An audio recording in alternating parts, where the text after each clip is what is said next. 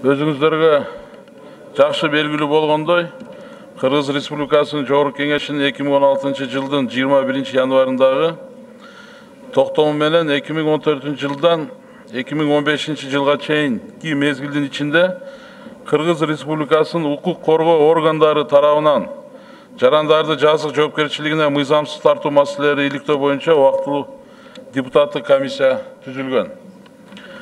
Комиссия өзүн кызыктырган маалыматтарды алуу үчүн бардык укук коргоо органдарынын, Жогорку соттун, соттук департаменттин жана улуттук статистика комитетинин жетекчилерине суроо талаптарды жөнөткөн. Айрым укук коргоо органдарынын жана Жогорку соттун айрым жетекчилеринин комиссиясынын тапшырмаларына карата жасаган мамилесин белгилей кетүү керек. Алса Кыргыз Республикасынын Жогорку соттун төрагасынын орун басары Качке Эсенканов комиссиянын акталган адамдардын тизмесин берүү жөнүндө суроо талабына өз жобунда андай маалыматты берүү республиканын сотторунун ишинин кошмо отчетунда тиешелүү графанын жоктугуна байланыштуу берүү мүмкүн эмес деп билдирген.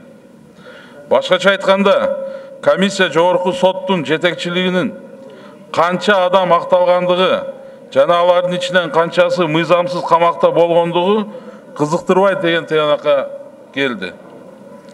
Кыргыз Республикасынын Жогорку сотуна караштуу соттук департаментинин директору Ибраимов укук коргоо органдары тарабынан жарандарды жазык жоопкерчилигине мыйзамсыз тартуу фактылары боюнча материалдык жана моралдык зыяндын ордун толтуруу жөнүндө келип түшкөн доолордун санын жөнүндө маалыматты берүү тууралуу комиссиянын суроо талабына өз жогунда мындай маалымат берүү мүмкүн эместигин, анткени мындай маалымат статистикалык отчеттордо өзүнчө сап менен көрсөтүлбөгөнүн билдирген.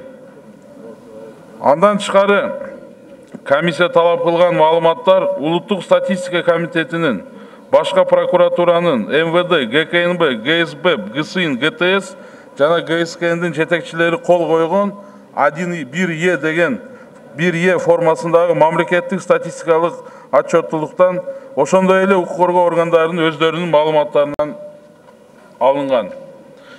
Жарандарды жазык жоопкерчилигине мыйзамсыз тартылган ар бир фактысын изилдеп жана анализдеп чыгып, комиссия төмөндөгүнү белгилейт.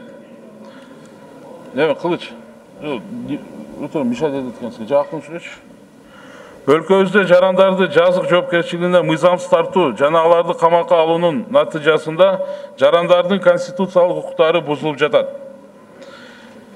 Кылмыш жаза иштерин тергөөнүн жүрүшүндө жарандардын укуктарын сактоону көзөмөлгө алуу боюнча прокуратура органдары тарабынан көрүлүп жаткан иш-чаралар дайым эле талаптардай таасирдүү боло бербейт. Айрым кылмыш жаза иштери боюнча одоно бузуулардын натыйжасында сот органдары тарабынан актоо өкүмдөрү чыгарылган.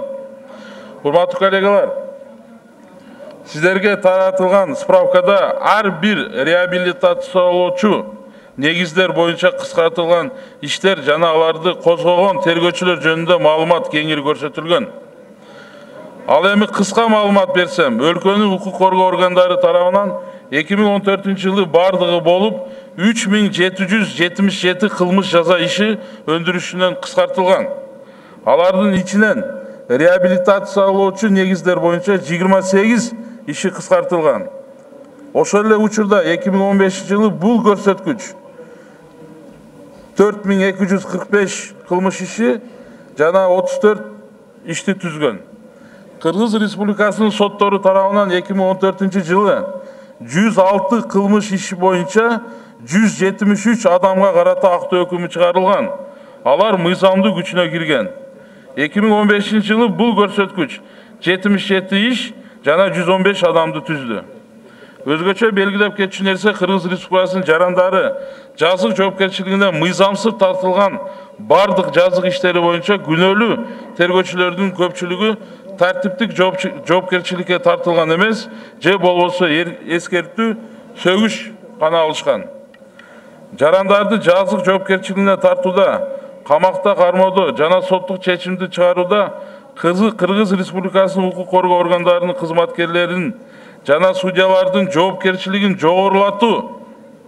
жогорулатууга жетишүү бул комиссиянын максаты болуп саналган.